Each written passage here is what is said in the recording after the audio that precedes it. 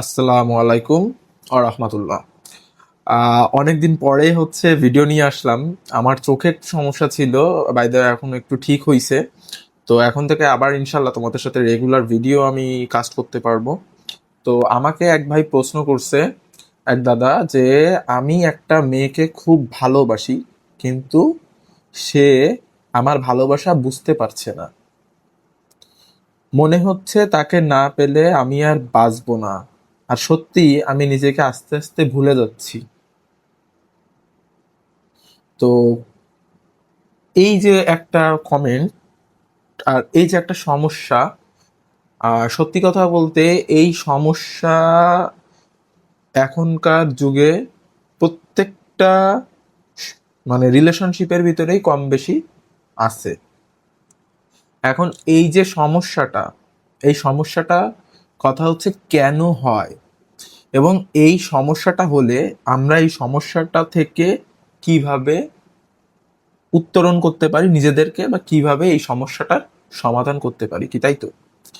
দেখো, আমার সামনে আজকে কোনো স্ক্রিপ্ট নেই। আমি তোমাদেরকে যা আমার এক্সপিরিয়েন্স থেকে আমি যা চিন্তা করছি, এবং আমি যা মানে আমি তো সাইকোলজি নিয়ে একটু আধটু পড়াশোনা করি, আমি যা বুঝছি আমি তোমাদের সাথে একদম মন খুলে কথা বলবো।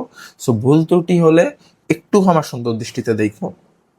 কথা হচ্ছে যে একটা মানুষ কোন পর্যায়ের ভালোবাসলে সেই মানুষটা বলতে পারে যে আমি তাকে না পেলে মনে হচ্ছে আমি মারা যাব, আমি নিজেকে ভুলে যাচ্ছি, তাও পাবলিক প্লেসে।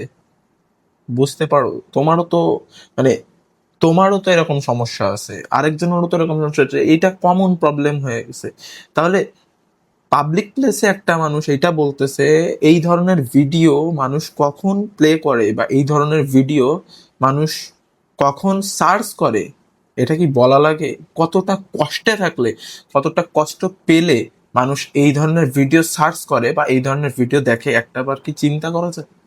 তাহলে কথা হচ্ছে, যেই মানুষগুলোকে আমরা ভালোবেসে এতটা কষ্ট পাই, সেই মানুষগুলো কেন আমাদেরকে বোঝে না, কেন আমাদেরকে কষ্ট দেয়?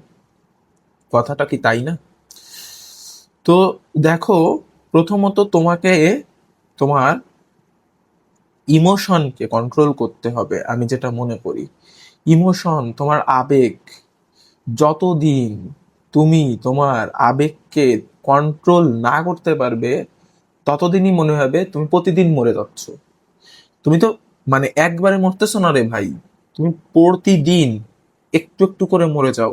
আচ্ছা, ওই মানুষটার কাছে, যেই মানুষটার জন্য আজকে তোমরা চিন্তা করো যে আমার মনে হচ্ছে দম বন্ধ হয়ে আসতেছে, বা আমার মনে হচ্ছে আমি মারা যাচ্ছি, ওই মানুষটার কাছে কি এই কথাটার কোনো মূল্য আছে? অথচ একটা মানুষ কতটা কষ্ট পেলে এরকম কথা বলতে পারে। Can you think that, can you imagine that? চিন্তা করতে পারো। অথচ তোমার ওই মানুষটা যাকে ভালোবেসে তোমার এই অবস্থা, তার কাছে এই কথার কোনো মূল্য নাই, এক কথায় বলতে গেলে। তো নিজেকে আবেগী করলে হবে না ভাই। তুমি কোথার থেকে নিজেকে আবেগী করলে হবে না বোন, তুমি কোথার থেকে জন্মগ্রহণ করছো তুমি চিন্তা করো। আজকে ওই মানুষটার ভালোবাসা না পেয়ে, বা ওই মানুষটার দুর্ব্যবহারে তোমাদের এই অবস্থা। তোমরা এখন নিজেকে মনে হয় যে তোমরা মরে মরে যাচ্ছ। প্রতিদিন তোমাদের ভেতরে মানসিক অশান্তি, ডিপ্রেশন কাজ করে। আর এই মানুষটার জন্য তো যে জন্ম দিছে, যেই বাবা মা তোমাকে জন্ম দিয়ে বড় করে লালন পালন করে মানুষ করছে, তাদেরকে তুমি কষ্ট দিচ্ছ, তাই না? এতটা ভালো যে তুমি ওই মানুষটাকে বাসো, যে মানুষটা তোমাকে ভুল বোঝে, যে মানুষটা তোমাকে কষ্ট দেয়, এর যদি অর্ধেক পরিমাণ ভালো তুমি তোমার বাবা মাকে বাসতে পারতে, তাহলে কত না ভালো হতো না? হ্যাঁ, আরে তুমি অর্ধেক ভালোবাসলে তো তোমাকে তারা জান দিয়ে ভালোবাসতে পারতো, জীবন দিয়ে ভালোবাসতে পারতো, তাই না? কিন্তু হয় না। হয় না কেন? জানি, বাবা মার সাথে তো আসলে গার্লফ্রেন্ডের সাথে, ফিয়ন্সের সাথে যেভাবে কথা বলা যায়, প্রাইভেট কথা বলা যায়, বাবা মার সাথে তো আর সেটা বলা যায় না, কি তাই না? বুঝি বুঝি। তো এই জন্য নিজের আবেগকে কন্ট্রোল করাটা জরুরি, নিজের আবেগকে কন্ট্রোল করতে হবে। আমি বলে দিচ্ছি, শোনো, আজকের থেকে তুমি যতই কষ্ট হোক, তুমি মনে করবে একটা জিনিস, যে মানুষটা আমার বিয়ের আগেই এরকম আমার সাথে ব্যবহার করতে পারে, দুর্ব্যবহার করতে পারে, সেই মানুষটা বিয়ের পরে কি করতে পারে? এখন তো আমি মনে মনে মরে যাই প্রতিদিন, এই বুক থেকে, এই অন্তর থেকে মরে যাই প্রতিদিন, তাই না? তখন তো বাস্তবেই মরে যাব। আর বাস্তবে আমি যদি মরে যাই, আচ্ছা ওই মানুষটা কি বুঝবে? ওই মানুষটা কি তোমার মরে যাওয়ার কষ্ট বুঝবে? তুমি তাই মনে করিস? ওই মানুষটা তো ঠিকই তুমি মরে যাওয়ার পরে কিছুদিন হয়তো কান্না করবে, কষ্ট পাবে, কিন্তু তারপরে ওই মানুষটা নিজেকে ভালো রাখার জন্য যা যা করা প্রয়োজন সে তাই করতে পারে। সে আরেকজন মানুষের কাছেও চলে যেতে পারে। তাহলে আমাদের কি প্রয়োজন? আমাদের প্রয়োজন এখন দুটো কাজ। নাম্বার ওয়ান, ওই মানুষটার জন্য একটা শেষ শিক্ষার ব্যবস্থা করা। নাম্বার টু, যদি সেই শিক্ষায় কাজ না হয় তাহলে নিজেকে ফেরত নিয়ে আসা। ভাই, এই পৃথিবীতে প্রচুর মেয়ে আছে, প্রচুর ছেলে আছে, তুমি একা না। আর সেও একা না যে তার জন্য তোমার বসে থাকতে হবে, এমন কোনো কথা নেই। হ্যাঁ, শীতকালে গাছের পাতা পড়ে যায়, নতুন পাতা আসে, ঠিক আছে? ওই পাতাগুলো না পড়লে নতুন পাতা আসতো না। কিছু গাছ আছে দেখবা, বড়ই গাছ কেটে ফেলাতে হয়, বড়ই গাছকে কেটে ফেলাইতে হয়, ডালপালাগুলো কেটে ফেলাইতে হয়, কেন? যেন ভালো মতো বড়ই পরের বছর হয়। সজিনা গাছ এরকম কেটে ফেলাইতে হয় যেন পরের বছর সজিনা গাছ আবার সুন্দর করে তার শাখা প্রশাখা বাড়িয়ে নিয়ে সে ভালোভাবে সজনে উৎপাদন করে তোমাদের খাওয়াতে পারে। তো প্রয়োজনে সেটা করতে হবে, রিলেশনশিপেও, সম্পর্কের ক্ষেত্রেও সেটা করতে হবে। হ্যাঁ, খালি প্রতিদিন মরে গেলে হবে না। বাবা মা আছে, জীবনটা পড়ে আছে, একবার মরে গেলে আর কোনোদিন ফেরত আসা যায় না। তো এটা মাথায় রাখতে হবে। তুমি জাস্ট একটা কাজ করো, যাদেরই এই সমস্যা আছে, 2 মাস নো কন্টাক্ট এই রুলটা ফলো করতে পারো।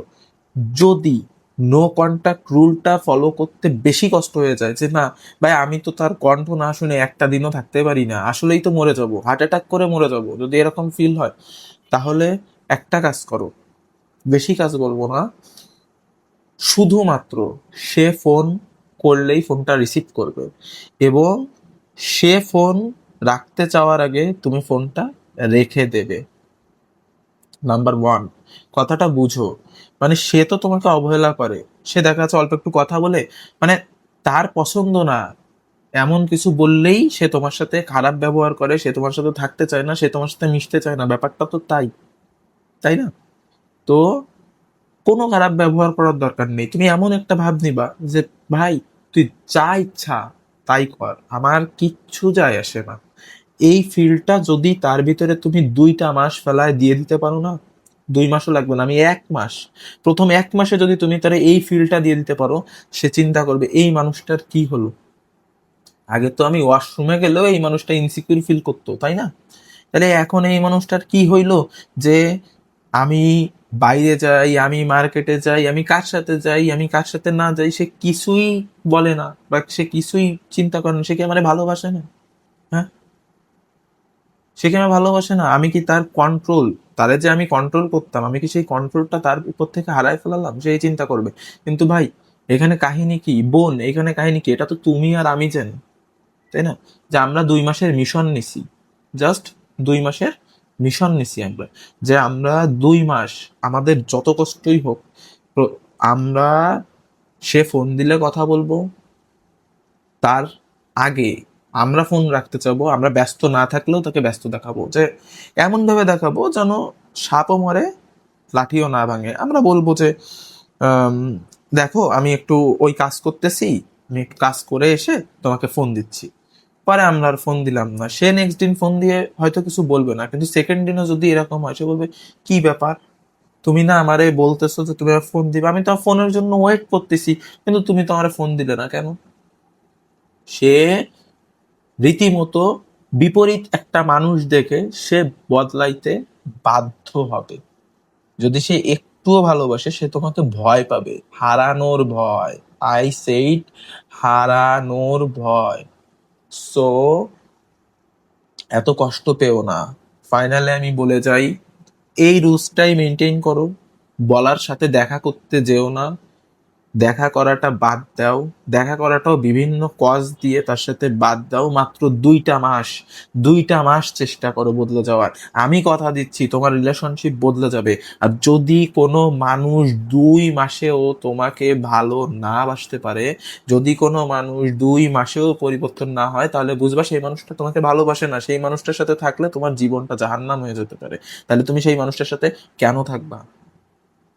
Y you stay with her, with him, যে তোমাকে ভালোবাসে না, তার সাথে তোমার থাকার কোনো প্রশ্নই ওঠে না। আরে আমাদের বাবা মাকে দেখো না, তারা কত ঝগড়াঝাটি করে জীবনে, করেও তারা একসাথে আছে। কিন্তু যে বিয়ের আগেই তোমাকে মন থেকে মেরে ফেলায়, তুমি প্রতিদিন মনস্তাত্ত্বিক ভাবে মরে যাও, তোমার মনে হয় যে আমি মরে যাচ্ছি, তাকে ছাড়া পারতেছি না, সে এই ফিলটাই না বোঝে যে সে আমাকে কতটা ভালোবাসে, যে তার মনের এই অবস্থা, সে মনের অবস্থাটাই না বোঝে 2 মাস সময় নিয়েও, তাহলে তার সাথে থাকার তো কোনো মানে হয় না। কারণ তুমি সত্যি সত্যি মরে গেলেও তার কিচ্ছু যাবে আসবে না। হুম, তার কিচ্ছু যাবে আসবে না। সো ওই মানুষটার জন্য মরে যাওয়ার মতো চিন্তা ভাবনা করার দরকার নেই। আমাকে 2টা মাস সময় দাও, 2টা মাস হয় নো কন্ট্যাক্ট রুল ফলো করো, আর না হলে 2টা মাস সেধে তার সাথে গায়ে পড়তে চেও না। আমি জানি অনেক বেশি কষ্ট হবে, অনেক কষ্ট হবে, অনেক বেশি কষ্ট হবে। 2টো মাস, আমি তো তাকে ছাড়া 2 দিনও থাকতে পারি না। আমি তো ভিক্ষা করতে যাই 2 দিন পর পর, খালি ভিক্ষা করতে যাই। একটু কথা বলো না, একটু কথা বলো না, আমার সাথে একটু ভালো করে কথা বললে কি হয়? হ্যাঁ, একটু ভালো করে কথা বললে কি কোনো ক্ষতি? আমি তো ভালোবাসি না, কেন আমার সাথে তুমি এরকম দুর্ব্যবহার করো? এইগুলো বলে 2 দিন পর পর যে ভিক্ষা করতে যাও, আর কতকাল করবা? তা আমি বলি আমাকে 2টো মাস দাও, ইনশাল্লাহ 2টো মাসের ভিতরে কিছু না কিছু একটা হবে। আর আমি কথা দিচ্ছি, সে যদি 2টো মাসে পরিবর্তন না হয়, তুমি নিজেকে পরিবর্তন করে ফেলতে পারবে। তুমি মনে করো না যে 2টো মাস পরেও তোমার এই কষ্টটা থাকবে না। তুমি এই রুলস, এই জাস্ট এই 2টো রুলস তুমি ফলো করো। 2টো মাস পরে তুমি আমাকে বলবে যে দাদা বা ভাই, আসলে তুমি ঠিক কথা বলেছো, এখন তার প্রতি আমার অতটা মায়া নেই বা টান নেই। আমার মনে হয় আমি তাকে ছাড়া ভালো থাকতে পারবো। তুমি 2টো মাস পরে আমাকে এই কথা বলবে, তুমি মিলাই নিও। যাই হোক, আমার এই চ্যানেলে অনেক ধরনের লাইফ ম্যানেজমেন্ট বা জীবন ব্যবস্থাপনা সম্পর্কিত ভিডিও আসে, মোটিভেশনাল ভিডিও আসে। আমার ভিডিও ভালো লেগে থাকলে আমার চ্যানেলটা সাবস্ক্রাইব করে দাও, ভিডিওতে লাইক করে দাও, কমেন্ট করে আরও জানাও আরও কোন কোন ধরনের ভিডিও চাও। ইনশাল্লাহ খুব দ্রুত তোমাদের সাথে পরবর্তী ভিডিওতে দেখা হবে। আমার জন্য দোয়া করো। আসসালামু আলাইকুম ওয়া রাহমাতুল্লাহ।